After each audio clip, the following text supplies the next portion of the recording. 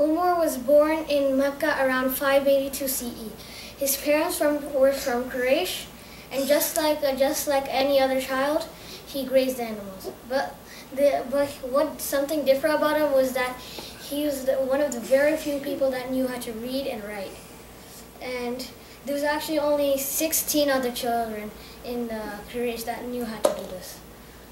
And as he grew up, he grew tall, strong, and he actually had an impressive personality. He was a champion wrestler.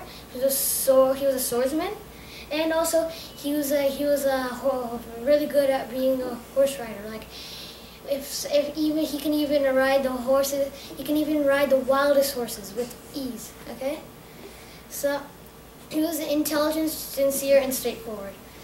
He became a successful merchant and traveled new lands and met all kinds of people, which including princes, and to the poorest people in the world, right? He were really poor people, right?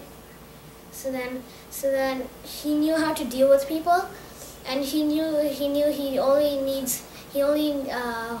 only does what he needs. He knew how to take care of his problems, and he got to know the nature of people. So then as Islam started, and the Prophet got his revelation, so the Quraysh very disliked the Prophet and his companions, and so did Omar. So then, okay, there was one. He was like, he hated Muslims so much. He was one of the people that hated the Muslims the most in the Quraysh, in the whole Quraysh. He hated Muslims that much, and so then no Muslim ever thought he could ever become a Muslim, right? He couldn't. They never thought he could convert. So then there was one story. There was a Sahabiya that was leaving to Abyssinia. So when Umar asked if he was leaving, she said yes, because you have oppressed us. So Umar replied, "May Allah be with you." So he had actually shown compassion with the Muslim. So this is very surprising. So when Nu'aym ibn Abdullah and the Sahabiya came back, she told what happened to Nu'aym, and Nu'aym said, "So you're hoping for Umar to become a Muslim?" She said yes, and he replied, "The donkey of his father would become a Muslim before he does." So he said, he's not going to become a Muslim. But of course, she had been right and he was wrong. So one time, Umar tries to ambush the Prophet in his prayer. Like he was praying publicly, okay, in the middle of the night when everyone was sleeping. So then he was going to just pray to his gods, right? But then he saw the Prophet. So then he hid between the cloth and the Kaaba and started walking towards the Prophet. But he was in his prayer, so then he became in the range of the prayer of the recitation of the Quran.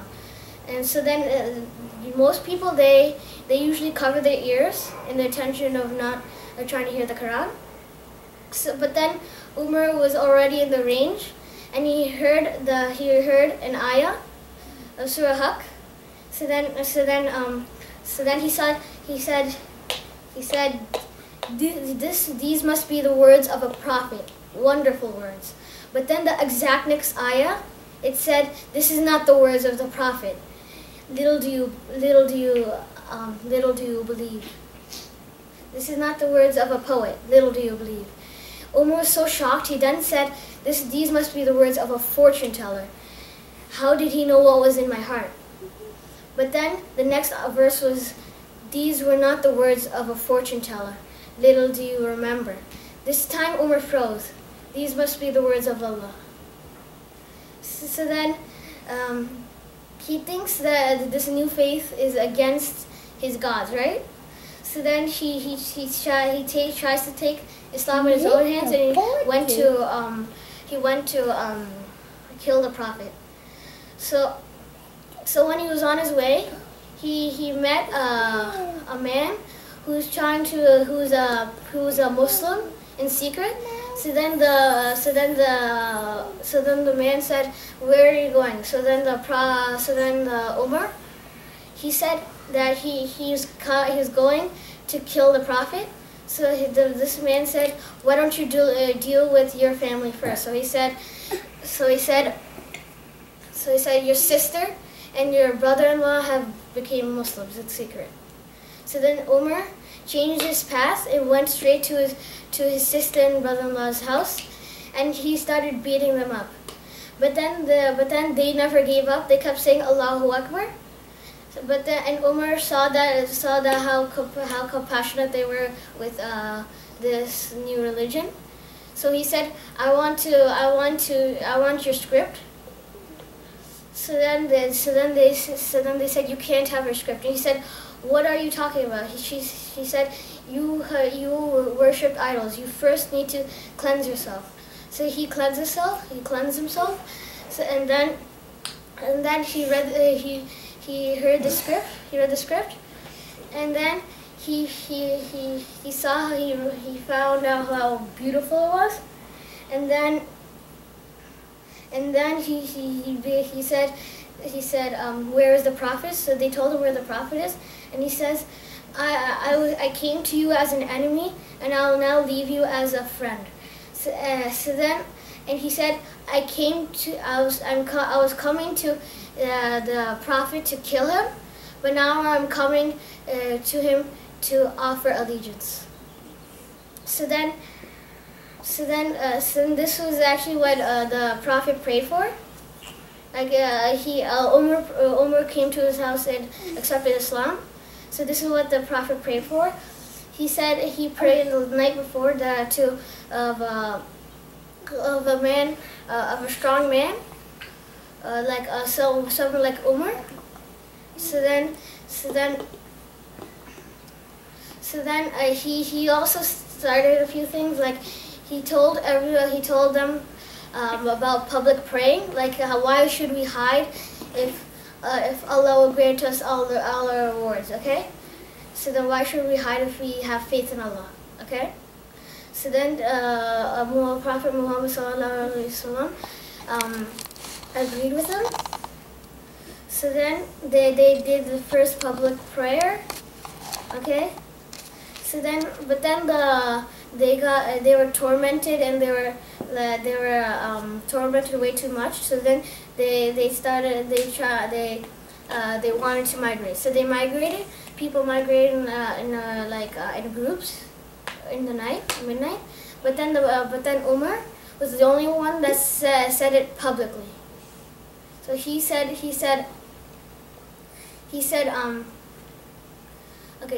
that I am migrating from Mecca and to everyone, right? He stood by the Kaaba and said this to everyone. Okay. So then he has started many things, right? So he has started the azan by voice. It used to be by musical instruments, but then he insisted that for it to be by voice. Okay, so then he also instituted the Tarawih, and he established the Hijri calendar. Umar has been actively being involved of all the important events. Okay, he contributes to Islam. He contributes a lot to Islam. So then Umar's daughter married the Prophet, so that got Umar and the Prophet closer. Okay? Umar's daughter Aisha, okay? No. Umar's daughter Fatima, okay, married the Prophet. But then at the age of 63, the Prophet had died, and Umar was such heartbroken that he said, I will kill anyone that mentions the death of the Prophet. Okay, I'll behead them. But then Abu Bakr wasn't there at the time. So then when Abu Bakr arrived, Okay, and Umar was telling them that that the Prophet was not dead. He'll kill anyone who said that. So Abu Bakr said, if the Prophet had died, for those who believe in the Prophet, he has died. For those who believe in Allah, he will live forever, and we will get to see him in Jannah. Okay. So then the Abu Bakr, after the death of the Prophet, Abu Bakr has been the first caliph of Islam, right? That's what Umar like insisted on this, right? But then after this, Abu Bakr died, okay, and Umar was the next caliph, the second caliph. So he told everyone that to correct his mistakes, and when he makes a mistake, to correct them, so they won't be led into Asra. So then he went in war. He studied the war, and he used blueprints and everything, right? And he made every decision in detail, and they won the war. They made a peace treaty. So then after this war they won, they also defeated the Byzantine Empire, right? Okay. But then the Byzantine and the Byzantine Empire, they wanted to make a peace treaty, right? This is a different one, okay? They wanted to make a peace treaty. So then they said they wanted the caliph to meet the caliph himself, okay? So then he went to Palestine with a camel and a slave. So then he said he made this arrangement that he will ride the camel, and the slave will be on foot, and then after a while they'll switch, and then he will be on foot. And he said he doesn't want the slave only to be on foot, or else he will get tired. He doesn't want himself to be on foot because he will get tired, and he doesn't want both of them on the camel, because then the camel will get tired. Okay, will get weak, and it will hurt the camel. So then they did these turns. They took turns, and then when they were arriving in Palestine, it was his turn, right, to be on foot. So then the slave said no. He insisted Umar to ride the camel in front of the people of Byzantine, but he said no. So the slave was riding the camel and he's on foot, and he arrived like that. And then the people truly saw that he's a very, very great man, and they knew that he was gonna treat them well. So then in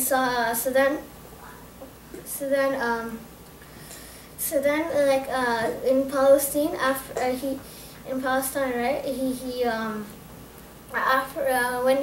then he accepted the peace treaty, and then he asked where to pray.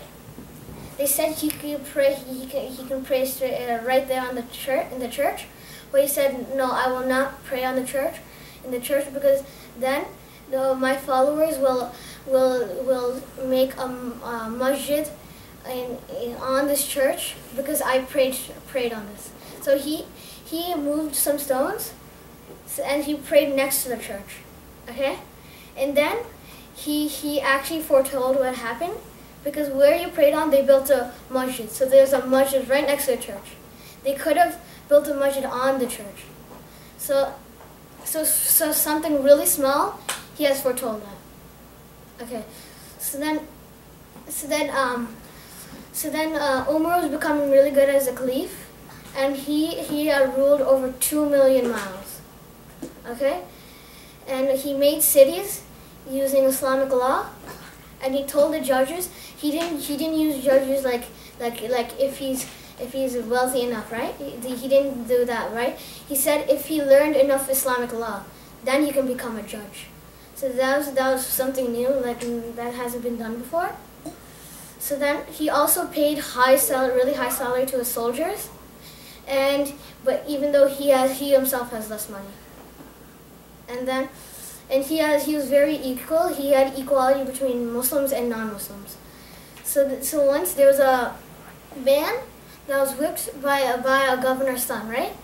Because they were in a horse race, and the man won the horse race.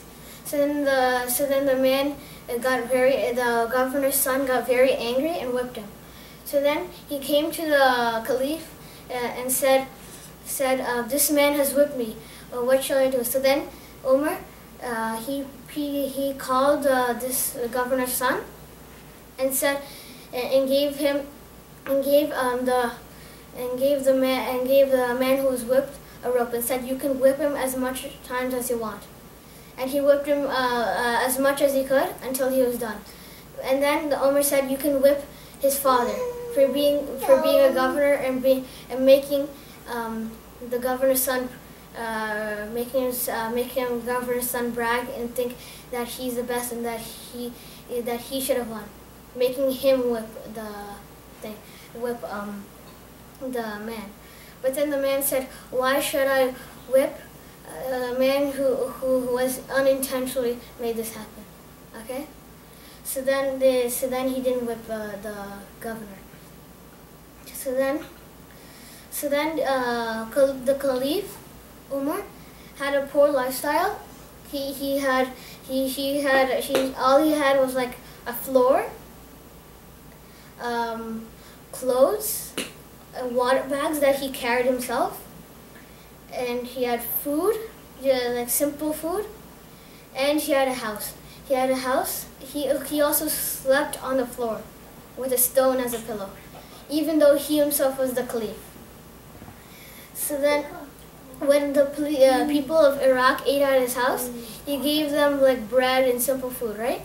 And they started eating slow. So Umar said, "I know what you're doing. You think I'm a caliph, so I can give you much better food. But I don't eat. I'm not gonna waste this food, and I'm preserving it for you people." Okay. So then there was a lost camel from the treasures. There's a treasure. He had to play a public treasure, right? So then there's a lost camel that was from the treasure. So he started looking around, and the man said, "What are you doing?" He says, "I'm looking for the lost camel." He said, "Why don't you ask a slave to do this?" But then Umar said, "What better slave than I am? Who's a better slave than me?" So this shows how much humility Umar Farooq has, and every night he patrols for hungry people. So then when he was patrolling that night, he saw a lady, like a woman, right, a mother. She was cooking something, and these children were crying. So then he asked, "What is the matter?" And she said, I don't have food, and I'm only cooking rock and water just so then they can be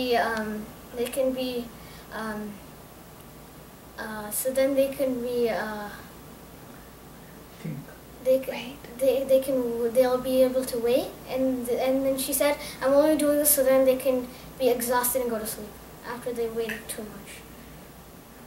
So then he went to the public treasures. He filled the treasures with in a bag.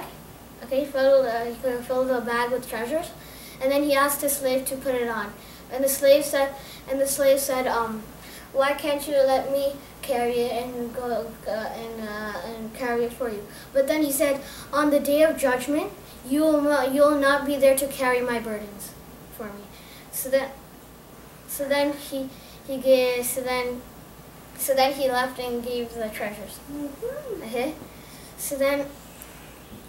and then there was this man named Abu Lulu. Okay, he went to the Prophet and asked that his taxes were too low, that his master was charging him too much. And then he said but then Umar said, "Have faith in Allah and be kind to your master." So then Abu Lulu left. But then even though Umar didn't tell him, he asked the master to lower his charges. Okay, but then Abu Lulu was already on the verge of killing Umar. So then he made this, since he was a really good worker, he made this double-sided sword, and when he put poison on it. Okay, so then he went to a masjid where the Umar was praying. Right when the Umar said Allahu Akbar, he stabbed him 16 times. Okay, he stabbed him, but then the last time he stabbed him in the hip, that was the one that killed him. Okay, and when before he died, they gave him milk, but then the milk went out of his injuries, so they knew he was gonna die. Okay, they went out of his wound, the milk. Okay, but then before he died, he's not gonna nominate his successor, and that he's gonna say whoever the 6 Sahabas have the most votes, they will be the next Khalifa. Okay, and he also said for the next Caliph to be good and kind and equal to everyone. Okay. So then he also said for his last wish, okay, his last wish was to be buried next to the Prophet. So he asked his son to go to tell Aisha that if he could be buried next to the Prophet. So then when his son came back, he said that Aisha said yes, but she was crying, saying that I wanted that spot for myself, but I'd prefer Umar before myself. So then Umar said it was the greatest wish of my life. And and then he also found out that that the man who killed him was not a man who tried to kill him was not a Muslim. So he said, "Thank Allah, this man isn't a Muslim." Okay. So then, even though all he had done right in his life, he still had humility in death. Okay. He thought he didn't do enough for Allah, even though he gave his whole life in service of Allah and giving away most of his beloved things, including half of his wealth. So, and he also thought he hadn't done enough in the 10 years of Khalifa, even though he conquered both the Persian and the Roman Empire.